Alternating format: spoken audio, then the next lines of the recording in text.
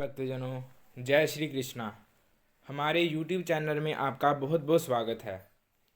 आज हम आपको कार्तिक महात्म्य सुनाने जा रहे हैं। कार्तिक महात्म्य का अर्थ है सब प्रकार के विघ्नों का नाश करने वाले तथा सारी सृष्टि की पालना करने वाले श्री गणेश जी, ज्ञान की दाता श्री सरस्वती जी, सब पुराणों के कर्ता श्री व्यास जी तथा गुरुदेव के चरण कमलों में नमस्कार करने वाले भगवान श्री श्रद्धा और भक्ति रस में डूबे हुए कार्तिक मास की कथा कहता हूँ। कार्तिक महात्म्य का पहला अध्याय। नैमिषारण्य में वास करने वाले शौनकादि 88,000 ऋषि श्री सूत जी से कहते हैं कि हे ब्राह्मण, आप हमारी इस घोर कलयुग से रक्षा करने के लिए कोई सरल उपाय बताएं। उनका ये प्रश्न सुनकर श्री सूत जी कहने लगे कि हे ऋषियों,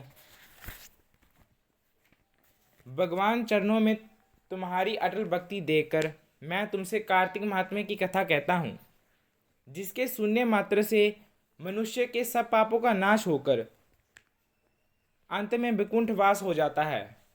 आप सावधान होकर सुनिए। एक समय नारद जी ब्रह्मालोक में जाकर सारे जगत के कर्ता श्री ब्रह्मा जी से विनीत भाव से पूछने लगे कि हे पितामह, कृपा करके कोई धर्मोपदेश की ऐसी सुंदर कथा कहिए जो सब पापों का नाश करने वाली हो। तब ब्रह्मा जी कहने लगे कि हे पुत्र, भगवान के चरणों में तुम्हारी ऐसी लगन देखकर मैं तुमसे कार्तिक मास का महात्म्य कहता हूँ, जिससे सुनने मात्र से मनुष्य के सब पाप नाश हो जाते हैं और वैकुंठ का अधिकारी हो जाता है। कार्तिक मास भगवान का अति प्रिय है। इसमें किया हुआ व्रत, दान, नियम तथा कीर्तन अनंत फल देने वाला होता है, क्योंकि इस मास में किए हुए भगवत कृत्य से बढ़कर कोई यज्ञ तथा तप नहीं है। अंततः सारे संसार की भलाई के लिए तुमने अति सुंदर प्रश्न किया है। मैं इस कथा को तुमसे कहता हूँ, तुम सावधान होकर इसकी विधि सुनो। व्रत करने वाला मनुष्य प्रातःकाल ब्रह्म मुहूर्त उठकर शौचादि से निर्वृत्त होकर 22 अंगुल लंबा सुगंधित वृक्ष का दातुन करे, परंतु श्राद्ध के दिन, सूर्य तथा चंद्र ग्रहण के दिन, एकम अमावस, नवमी, छठी, एकादशी तथा रविवार को दातुन ना करे। जिस दिन दातुन ना करनी हो उस दिन पानी से 12 कुल्हे करके मुंह को खूब अच्छी तरह से साफ कर लें।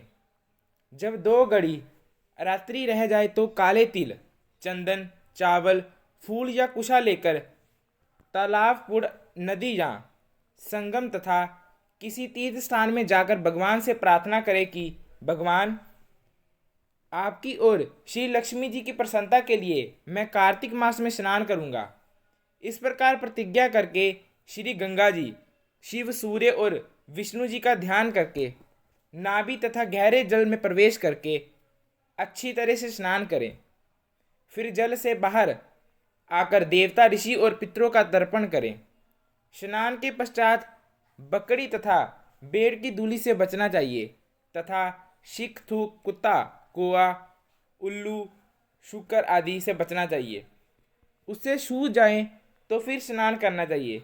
असत्य तथा नीच से वार्ता नहीं करनी चाहिए। इसके पश्चात षोडश उपचार विधि से भगवान का पूजन करें।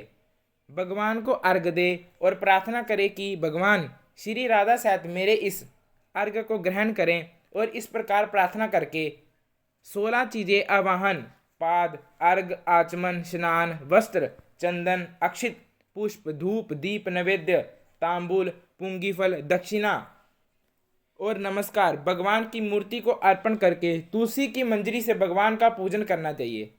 इसे षोडशोपचार पूजन कहते हैं। ऐसे ही नई नई जानकारियों के लिए लाइक, सब्सक्राइब करें और ज़्यादा से ज़्यादा लोगों को शेयर करें। धन्यवाद।